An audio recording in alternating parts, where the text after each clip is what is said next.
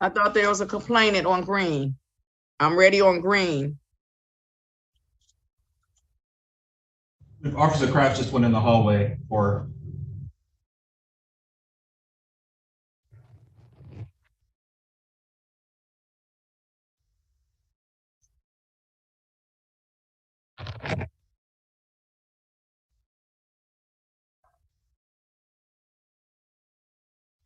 All right, this is case number.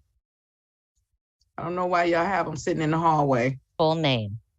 Nicole Green.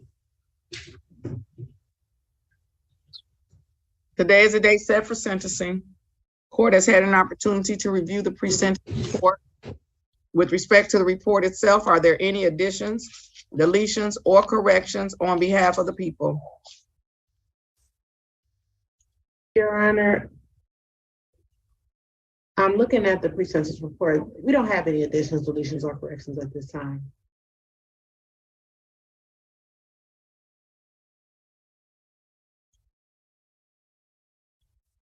Any additions, deletions, or corrections on behalf of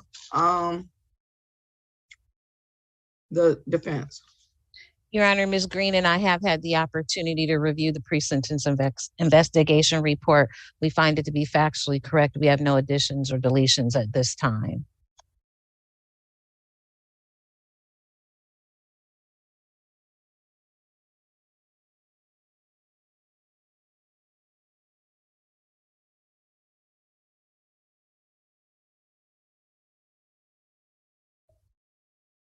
With respect to sentencing, is there anything on behalf of the people? Judge, so I'm looking at the recommendations from probation. I see they recommended a probationary term for 12 months. They also recommended 6 weeks of anger management. I'm going to actually ask the court to amend that to at least 12 weeks, just due to the nature of the charges, Judge, and the description of the offense listed on page 4.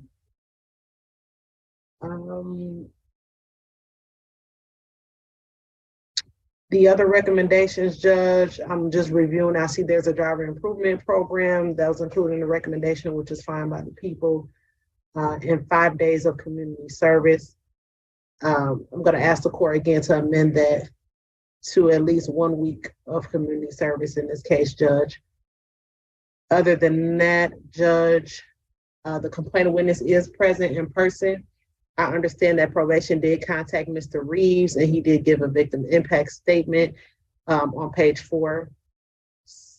So I'm going to ask the court to just review that victim impact statement, Judge, and then Mr. I don't have a victim impact statement. Oh, you mean that's or on the victim statement. I'm sorry. Oh, okay. I'm sorry, Judge, the victim statement. Let me correct myself. There's a victim statement. If there is anything additional Mr. Reeves would like to add to that, Judge, I would defer to Mr. Reeves. Also, Judge, regarding restitution, it says to be determined. I'm assuming that was based off the conversation that the probation officer had with Mr. Reeves in the victim statement. So I would just defer to Mr. Reeves if there's any proof of any restitution payments that need to be made at this time, Judge, because I never spoke with Mr. Reeves after the plea was taken. So I don't have any receipts or anything for restitution. So I would just defer to Mr. Reeves for that. But other than that, Judge, there's nothing further from the people. Mr. Reeves, would you like to give a victim impact statement? I would. You may. Thank you, Ms. Bryant, Judge Bryant, if you would allow me to not only submit the paperwork, some of the paperwork, but I have a number of extra bills that are still recurring, as well as treatments that still need to take place because of the nature of this incident. And I thought you would be here in person, so I have this all tangible, as well as the actual photos, as well as videos of the procedures that I had, surgeries, at least 7 surgeries that I had to take or have because of Ms. Green's action. Judge Bryant, if you would just give me a moment to explain what happened. Ms. Green was asked repeatedly to drop her 8th grade son off to the middle school door at John R. King after 4 or 5 times of Miss Green pulling her car all the way up to me while I'm taking children out of their cars and walking them up to the sidewalk. Miss Green purposely drove around all the parents in line waiting to drop their kids off. And she repeatedly pulled up on me with her car. After the first few times, she was verbally warned. She was asked the first time to please stop. And I even gave her directions on where to drop her 8th grade son off. But she repeatedly kept driving around the parents that were in line and purposely pulling up on me in the parking lot with her car, to the point where this last time she was unable to stop in time, and I ended up having to push off of Miss Green's car. If I did not do it at that time, I would have been on top of the car or up under her car. At this point, Miss Green was asked to stop. She continued to go on and just do reckless actions with this car. I reported it to my principal. I even reported it to DPS-CD. Ms. Green was asked not to even come to the school. We even had to go through the process of getting Ms. Green banned from the school because she kept doing reckless actions towards me. I don't know no other way to try to ask for reconciliation, because the time that I'm still suffering, I'm on a scooter right now, Judge. I'm still getting ready to go through physical therapy. I just had my last surgery where my ankle was fused because of Ms. Green's action. I heard you all say 1 week of probation or something else, but Judge, I honestly believe that there needs to be more accountability to Ms. Green's actions. This happened back in 2019. It's June 2023. I'm still suffering from Ms. Green's actions. I am asking, and I'm willing to submit these papers with some of the weeks that were lost in my work, where I had to take off because of surgeries and I was denied workman's comp with DPS. I'm still paying everything out of pocket. I've lost my other job and streams of income, not only speaking, but traveling and making sure that I can get to my other responsibilities with doing youth consulting all around the country. Ms. Green's actions have changed my life completely. I don't know any other way to express myself, and please forgive me if I'm sounding emotional, because I am. This is my first time even coming close to even having an opportunity to address this situation in a professional manner.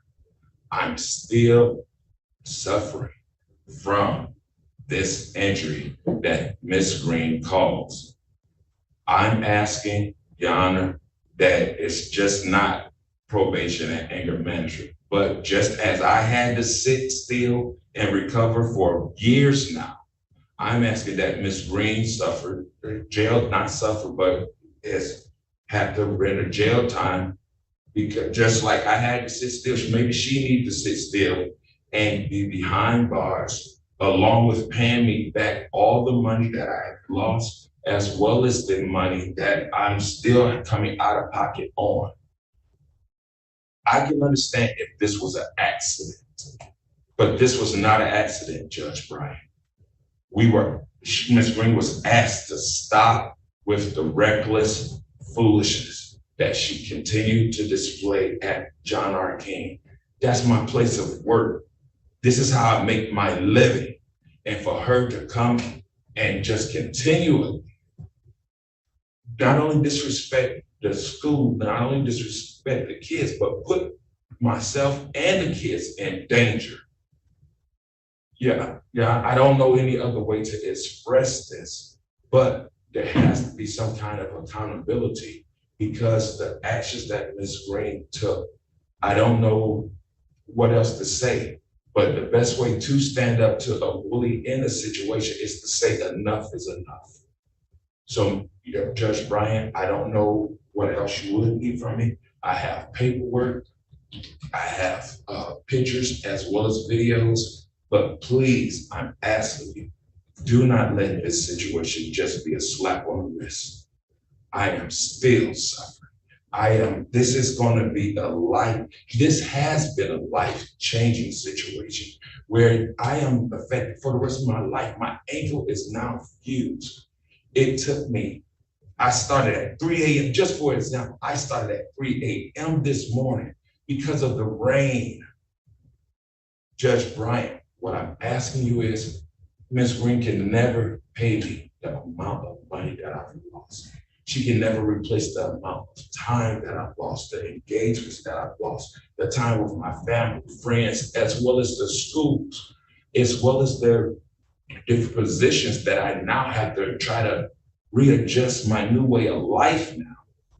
I'm asking, can you please speak up for me in a tangible way where Ms. Green will know that this is not okay at all. I need your help. I need justice. That's what I'm asking for. All right, thank you, sir. Ms. Stevenson, anything on behalf of the defendant? Thank you, Your Honor. Because of the nature of the plea, Ms. Green was advised not to make a defendant's statement, Your Honor, and that was her right not to do that. We did offer a no contest plea, anticipating that Mr. Reeves might try to avail himself of civil proceedings in order to be made whole, and which we would argue would, is arguably appropriate here. Ms. Green, according to the pre-sentence investigation report, has absolutely no prior criminal history, Your Honor. And you just don't want to get into everything that's involved here, because this matter may proceed to civil litigation, Your Honor. But we're here charged with a misdemeanor, convicted at this point of 2 misdemeanors. Ms. Green with no prior criminal history, employed at this time, having no contact with the complaining witness, having no contact with the location of the incident, ready to accept responsibility for her actions. We trust this court to fashion a sentence which does give Mr. Reeves justice. There is another form whereby he may be made whole, even though Ms. Green does understand that because of the no contest plea, she is expecting some type of restitution, Your Honor. But there is a forum whereby Mr. Reeves may be made whole. And Ms. Green has no prior criminal history. In addition to deterrence and rehabilitation, definitely I believe is one of the goals of this court. And I don't see any reason why the sentence recommended by the probation department would not give the court, should Ms. Green comply with those conditions, assurances that she won't be back here with these types of charges in the future. So I'm asking the court, if it's not inclined to follow the probation department's recommendation, to follow Ms. Ritter's recommendation, Your Honor. I did just want to point out, I know that in her conversation with the probation department, Mr. Farmer was left with the impression that Ms. Green was somewhat evasive. And again, I would ask the court to hear my reason for that, which again is the advice of counsel, because this was a no contest plea, that she should definitely not try to hold back any information that the probation department would need to make a sentencing recommendation, but just not to get into the facts of the case, because it was a no contest plea. Ms. Green has been completely cooperative with me throughout this entire process, ready to bring this matter to its lawful conclusion, hasn't violated any of the court's conditions, Your Honor, with regard to having no contact with the complainant. And I'm asking the court to follow the people's sentencing recommendation. Would Ms. Green like to make a statement on her own behalf? Ms. No, Green? ma'am. All right. No. Well, Ms. Stevenson, as you can see, Mr. Green is sitting on the screen. Mr. Green, can you unmute and just put your name on the record and tell me if you're related in any way to Nicole Green? Yes, Your Honor. No, I am not related at all. All right, and your name for the record? Yes, Demetrius Green, Specialty Court Case Manager. All right. So, when I read the pre-sentence report, and then as I sat here to listen to the complainant, who I apologize, whose name has escaped me, but I was thinking to myself, maybe this was an epic fail on behalf of the warrant unit in the prosecutor's office. Now, I don't know what process they go through when they issue the warrant, particular warrant. I was looking to see if this had started out as a felony, right? I was looking to see if it had to start out a felony, and it didn't. And then I'm reading, and then I'm listening to Mr. I'm gonna tell you his name in a minute. I saw it on here. I'm listening to Mr. Reeves, and I'm saying, well, why did the prosecutor's office charge this as something having to do with an accident, as opposed to a felonious assault with a vehicle? That's what I was thinking. I was like, this should be, I don't know why you shaking your head. Yes, Ms. Green, because that's against you. Felonious assault, I think that's like a 10-year felony or something. I don't know. And then this one of them, okay, so I'm saying that for a couple of reasons.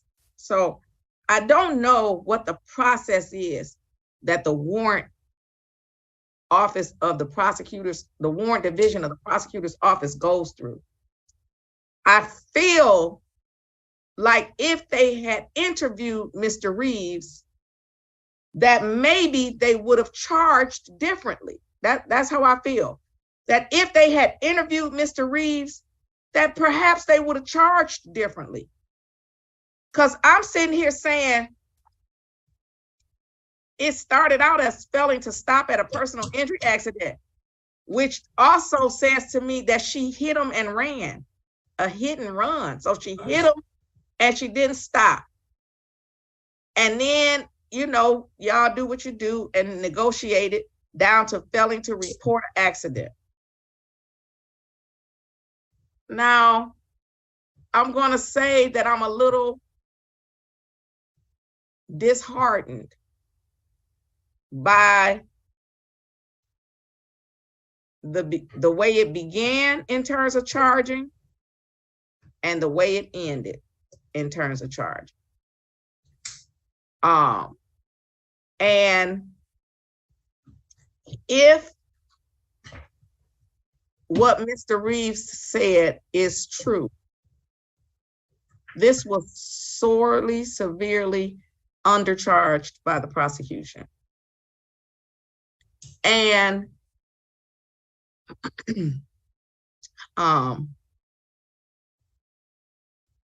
and that's disheartening. And then let me tell you what I observe. Let me tell you what I have observed today and the last time we were here.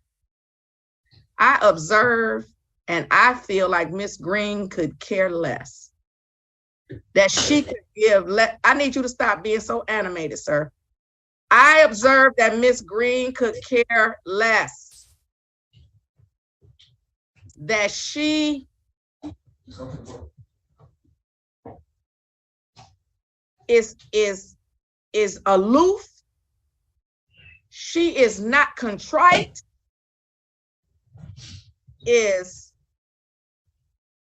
She is whatever she is. And I am feeling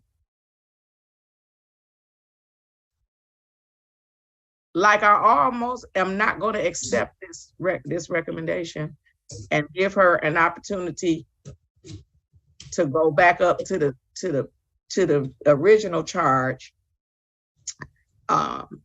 if she chooses to. But also, the reason I asked Mr. Green to come on is because I'm thinking to myself, a person has to be almost mentally ill for me to hear what I heard today. You know, I always say this right here.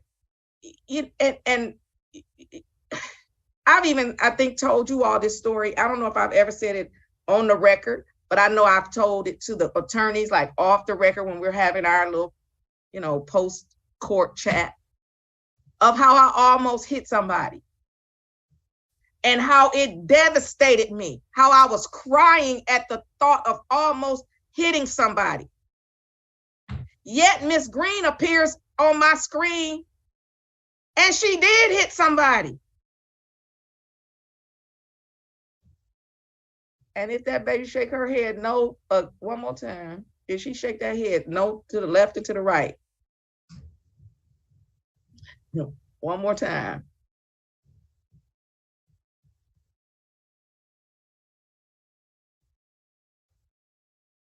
And that's exactly what I'm talking about. That right there is exactly what I'm talking about. Exactly what I'm talking about. And so I want to believe that the reason she is acting in this way is because she has some type of mental illness or mental disorder that she needs to have addressed by the specialty court, which is why I brought the specialty court coordinator on here. There, according to her self-report, she doesn't have a history of mental illness. But everything that I see says that she either is mentally ill or she needs to be in prison. Let me tell you that. So from what I see, I say she's either mentally ill, has some type of mental disease or disorder, or she needs to be in prison, and the prosecutor should have charged her with, at least at a minimum, felonious assault. Perhaps they should have charged her with assault with intent to do great bodily harm less than murder. Or perhaps they should have charged her with assault with the intent to murder. So while she coming on here with this little lackadaisical attitude, I had to admonish her this morning about her, how she's standing, how she putting her ear up to the phone and whatnot. It's ridiculous, it's appalling, and it's offensive.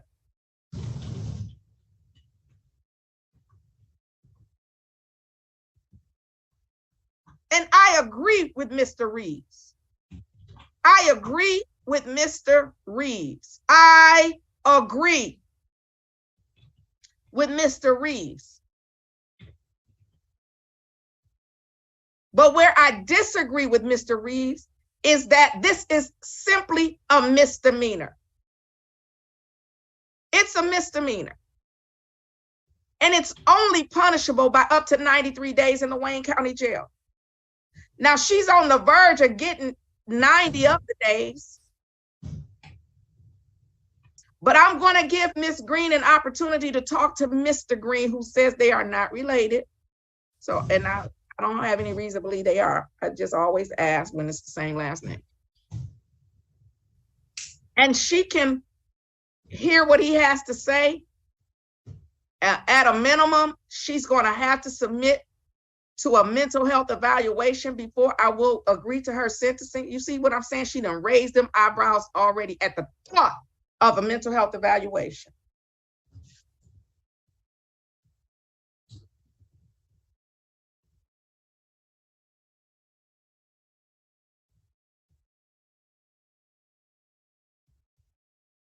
So, because I know that if I don't accept this recommendation, Ms. Green has a right to withdraw her plea, she might be withdrawing her plea. Because I'm appalled. I'm offended. I'm appalled and offended that it was charged so low. I'm appalled and offended that she has come in here not realizing the blessing that she has got with it being charged so low. I'm appalled and offended that she shows no remorse or contriteness, whether she did it intentionally or by mistake. The fact that she's here and has accepted this plea says to the court that at a minimum, she agrees that there's enough evidence to prove that she was the one that hit him.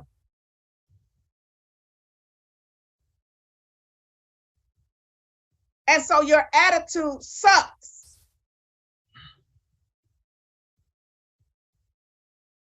And since it appears to me that she must have some mental defect or disorder that is not allowing her to show any empathy for running over a man who has now had to endure surgery after surgery after surgery. If I was the cause of that, if I caused that to somebody, whether I intended it or not, I would be contrite. I would be so sad and sorry. I would be like, I am so sorry. If I didn't say anything else, notwithstanding a no contest plea, notwithstanding that Mr. Reeves may sue me civilly, I would say, I'm so sorry that happened to you. I'm so sorry that you have had to endure these surgeries. You're offensive, Ms. Green. Your demeanor with respect to this situation, it's offensive. I'm going to let her talk to Mr. Green. It is my intention, as I indicated, at a minimum, she's going to have to submit to a mental health evaluation.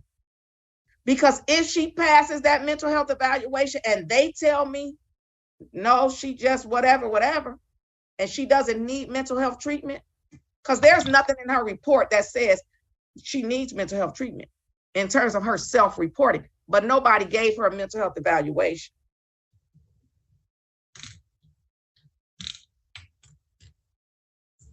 If she is not a candidate for mental health treatment court, I'm going to tell you right now, she's going to jail. She's going to jail. And I'm going to write a letter. I'm going to find out from the state court administrator's office if it is inappropriate for me to express my displeasure to the prosecutor about how they charge this case. It's appalling to me. It's appalling. Based upon the police description of the incident, it's appalling. I'm going to send Mr. Green and Miss Green to breakout room. Judge Bryant, if I may interject. So if Miss Green is self-reporting that she does not have any mental issues, She don't qualify. Yeah, that would be a non-qualification. Yep. We can't check it out. So I do not have the ability to make a clinical assessment. That would be required by a licensed practice assessor. We do have a clinical assessor on our team. However, she is not in the office today and she is working from home. So I'm not sure about her availability in this moment, but if we would like to schedule something with her, we can make that happen. Okay, yeah, let's do that. All right, so this is what I'm going to do. I'm going to adjourn the sentencing. I want Ms. Green to submit to a mental health assessment.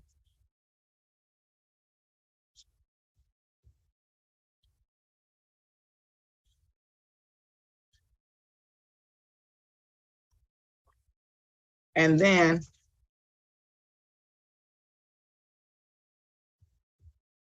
I'm going to set the sentencing for in person. And that in-person sentencing is going to be Mr. Green, how long, like, what, do you know anything about the availability? So I do know in this next week, we will be traveling to a conference and we will Right, be gone yeah. all week. But however, the week following that, we should be available that Monday, specifically because I know Tuesday is going to be a holiday, July 4th. But yeah, we can probably get her done that Monday. Okay, so let's see if we can schedule her for that Monday, and then I'm going to adjourn the sentencing to the following. Well, I want to make sure it's a day that I'm definitely going to be in person. Ms. Stevenson, do you know anything about the Hickman trial on the July the 10th? There is a 12 noon check-in. Well, I don't know the charge. That's what you want to know what the charge is, Judge? It's a bench trial. Mhm. Okay, as to whether it would go or not. Yeah, July 10th, that's Hickman. That's the bench trial. Oh, Mr. Flanagan, can you help me, please? Well, you know what? Strike it. Okay. Because the Wilma Baker, I have a jury trial, Wilma Baker. It's not yours. It starts on July 11th. I don't even know that attorney. I'm going to set the sentencing for July 11th. I'm going to adjourn the sentencing. Excuse me, huh? Yes, sir. I was trying to see if I can, is it possible to do the following week? I wanted to know if I can be at the sentencing. I have a summer camp, it's a prior engagement that I run in Lake City, Michigan. It'd be a huge ordeal if I had to travel back down to Lake City. So that's that week I was just talking about? Yes, ma'am. I do. It starts the 8th through the 15th, and I'm done the 15th. Okay, thank you. All right, well, then I'm going to set the sentencing for July the 17th. No. I'll do it on the second day of the trial, July the 18th.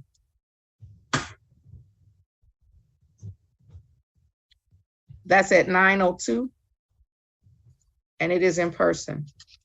So the assessment should be complete before then, and then we can address moving forward. Additionally, I'm going to indicate that should Ms.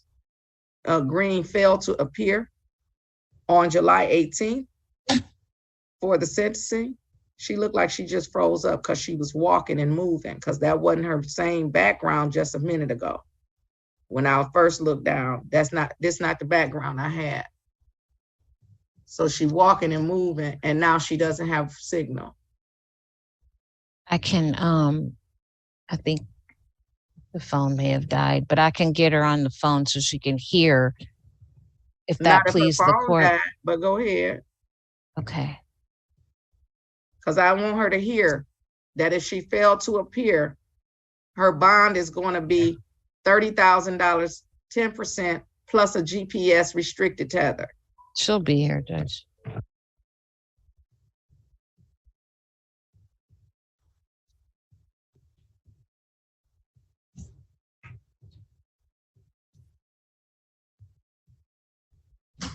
All right. Well, I want to make sure she know that, but it's just ringing, Judge. I trust you. She probably something she moved.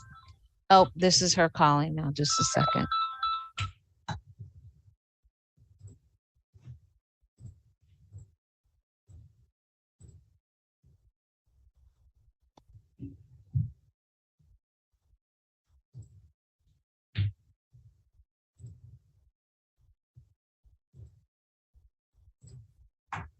Okay, Your Honor, I do have Ms. Green on speaker. All right. Can she hear me? Ms. Green, can you just say whether or not you're able to hear the judge? Yes, I am. Oh, now there she is back. Okay. Zoom. All right, so I indicate the sentencing is July 18th at 9:02. That's in person. And then if Ms. Green fails to appear, her bond is going to be $30,000, 10% plus a GPS restricted tether. Anything further? Judge, one thing from the people, so by that date, does the court want the restitution information from Mr. Reeves? Yes, so, he says he has a packet there today. Do you want him to leave the packet there so that you could get it when you come to court next week? If that's possible, Judge, I would appreciate that, just so that I can look it over and have the information available for the court when we're in person on the sentencing date. All right, because we do have a trial next week, don't we? Yes, Tuesday. we do. We do, okay. So, so the folder that you were showing me, Mr. Reeves, leave that with my court clerk, and then the prosecutor, she's gonna pick it up from you. So, Mr. Flanagan, put it in don't put it in the file. I don't want anybody else to have access to it. So what I want you to do is maybe put it in the file cabinet over there and lock it up. Okay, yes, ma'am. So Ms. Ritter can get it when she comes in. All right, anything further?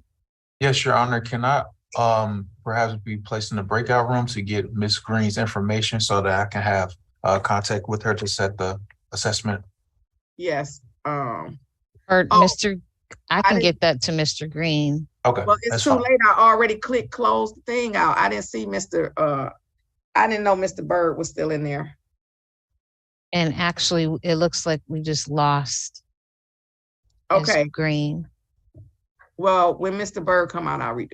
Okay, so Miss Stevenson will make sure you have the information, okay? Perfect, thank you. All right, you're welcome. Thank you for telling me that if the people come in there and lie, they don't qualify for mental health treatment court. Yeah, but we have a clinical assessor, so we should be able to get past that now, so. All right, thank you. All right, thank you. All right. Mr. Reeves, you're all set until Oh. July 18th, sir. Judge Bryant, the rest of the bills that are still in the mail can still to come. Can I still submit those at July 18th hearing? I'm Yes, sorry.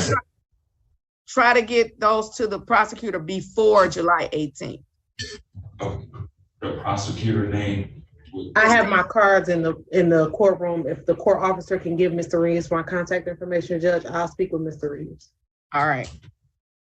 Thank you for hearing me, Judge. I appreciate you. All right, no problem. Hello? Okay, I'm gonna take a brief recess. It's gonna be brief, about